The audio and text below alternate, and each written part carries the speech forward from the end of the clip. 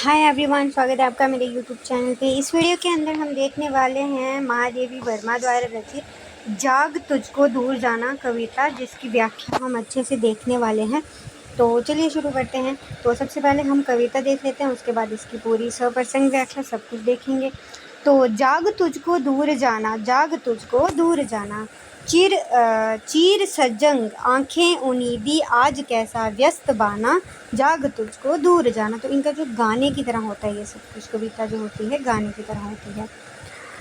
अचल हिमगिरी के हृदय में आज चाहे कंप हो ले, या प्रलय के आंसुओं में मौन अलसित व्योम रोले, आज भी आलोक को डोले तिमिर की गौर छाया, जाग कर विद्युत शाखाओं में निठुर तूफान बोले, पर तुझे है नाश पथ पर चिन्ह अपने छोड़ आना, जाग तुझको दूर जाना।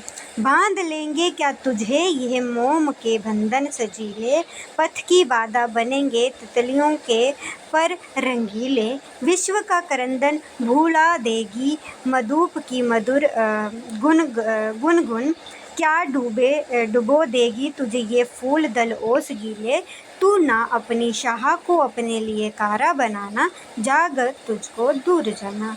वज्र का उर एक छोटे अश्रु कण में धो गलिया, दे किसे जीवन सुधा दो घूंट मदिरा मांग लाया, सो गई आंधी मल्य की बात का उपदान ले क्या, विश्व का अभिशाप क्या चीर नींद बनकर पास आया, अमृता सूत चाहता क्यों मृत्यु को उर में बासना, जाग तुझको दूर जाना।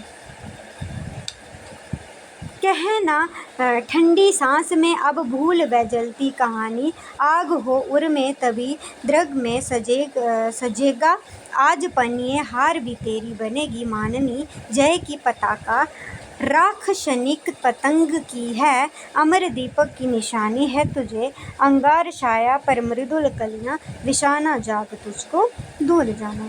यहाँ पे अब संदर्भ की बात करते हैं, प्रसंग की बात करते हैं, जो कि महादेवी वर्मा जाग तुझको दूर जाना जो है शीर्षक कविता गीत महादेवी वर्मा के काव्य संग्रह सांध्य गीत से लिए गए हैं। यानी कहाँ से लिए है?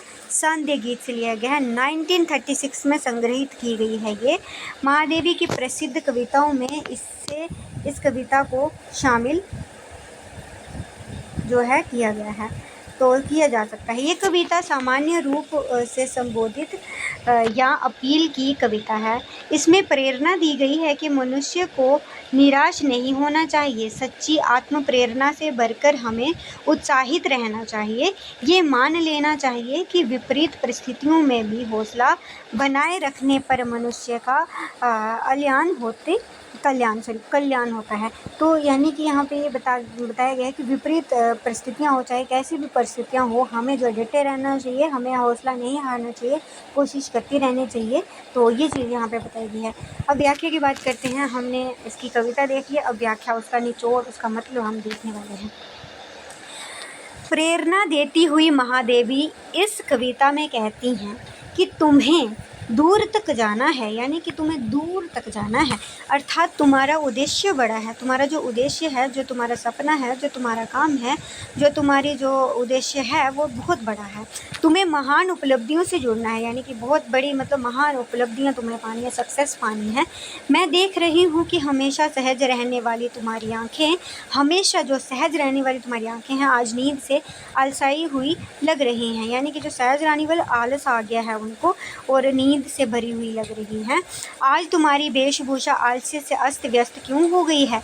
यानी कि आलस से तुम्हारी जो वेशभूषा है वो अस्त व्यस्त, यानी कि अस्त व्यस्त होता है आलस में, मतलब इधर उधर हो गई है, जैसे तुम्हारा मन नहीं कर रहा वो चीज़ करने का। तो ये चीज़ महादेवी उत्साह की बहुत बड़ी कसौटी सामने रख रही हैं। यानी कि जो उत्साह है, जो मतलब उसको जो खुशी है, उत्साह होती है, उमंग होती है, उसको जो है कसौटी रख रहे हैं सामने। वे कहती हैं कि आज परिस्थिति विकट और विपरीत हो जाए तब भी घबराना नहीं है। यानी कि परिस्थिति चाहे विकट हो, विपरीत हो तुम्हारे, फिर भी घबराना नहीं है। हो सकता है कि प्रलय की घड़ी आ जाए और अचल अड़िंग रहने वाली हिमालय पर्वत के हृदय में कंपन हो जाए, या आकाश ठिठक कर प्रलय के आंसुओं को लेकर जार जार बरस पड़े, या अंधकार की घनी छाया जगत के संपूर्ण आलोक को भी पी जाए, या आकाश आए बिजली की चमक के साथ भयानक तूफान गरज उठे, मगर तुम्हें घबराना नहीं है। चाहे कुछ भी हो जाए, मतलब ये सारी सिचुएशन बता रही है, चाहे कुछ भी हो जाए तुम्हें घबराना नहीं है। इन विपरीत परिस्थितियों में भी तुम्हें अपने सृजन की ताकत का प्रदर्शन करना है, यानी कि तुम्हारा जो सृजन है, तुम्हारा जो उद्देश्य है, तुम्हारे जो काम है, उसका जो प्रदर्शन करते रहना है। विनाश से त्रस्त परिवेश में भी सृजन के अपने चिन्हों को बनाने का प्रयास तुम्हें करना है। इसके लिए ज़रूरी है कि तुम जागरूक बने रहो। जीवन के सृजन मार्ग में केवल विकट और भयानक लगने वाली चीज़ें ही बाधक नहीं होती, बल्कि मनोहर लगने वाली कुछ चीज़ों से भी सावधान रहने की ज़रूरत होती है। यानी कि कुछ चीज़ें ऐसी होती हैं जो भयानक दिख रही होती हैं, वही चीज़ें जो नुकसान नहीं पहुंचाती है, वही बाधा नहीं बनती हैं, बल्कि कुछ ऐसी चीज़ें भी होती हैं जो मनोहर होती हैं, जो अच्छी होती हैं, बाद में वो भी नुकसान पहुँचा सकती हैं। उनसे भी सावधान रहने की आवश्यकता होती है।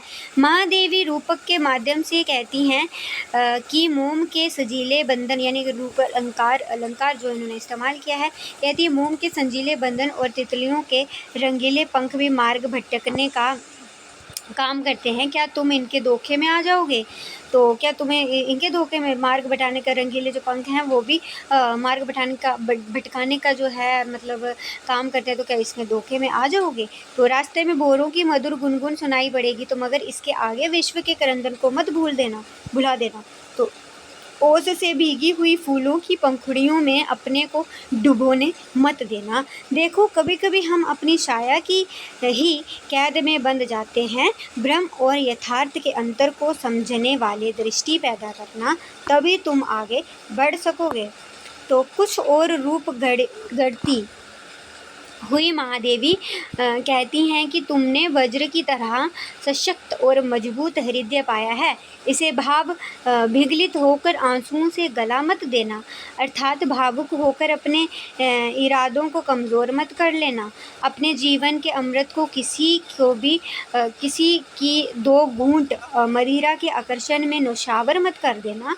तुम्हारे भीतर उत्साह की प्रचंड आंधी बहती है, उसे मल्य की सुखद हवा के सहारे सुला मत देना। तुम जागरण के दूत हो, इसीलिए नींद के वशीभूत मत हो जाना। यानी कि तुम जागरण के दूत हो, नींद के वशीभूत मतलब निंद्रा में मत चले जाना, उसके विवश में हो जा, मतलब उसके जो मोह होता है जैसे मतलब वश में हो जाना, उसमें मत हो जाना तुम।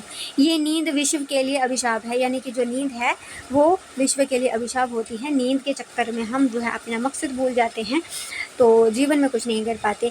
याद रखो कि तुम अमृता के पुत्र हो, याद रखो तुम अमृता के पुत्र हो। तुम्हें अपने हृदय में मृत्यु के भय को जगा देने की ज़रूरत है। अपने हृदय में जो मृत्यु का भय है उसको जगा देने की ज़रूरत है। कविता के अंत में महादेवी मनुष्य को साधक के भाव से जीवन को देखने का आह्वान करते हुए कहती हैं कि अफसोस के साथ मत जियो, ठंडी आहें भरकर बात मत करो, संघर्ष को भूलने के बहाने मत बनाओ। संघर्ष की जबलत स्मृतियाँ तुम्हें ताकत देती हैं रहेंगी। हृदय में बसी हुई संघर्ष गाथा तुम्हारी आंखों में करुणा का संचार करेंगी। इस मार्ग पर चलते हुए तुम्हें पराजय यानी कि मतलब हार नहीं माननी है, हार का भी सामना करना पड़ सकता है।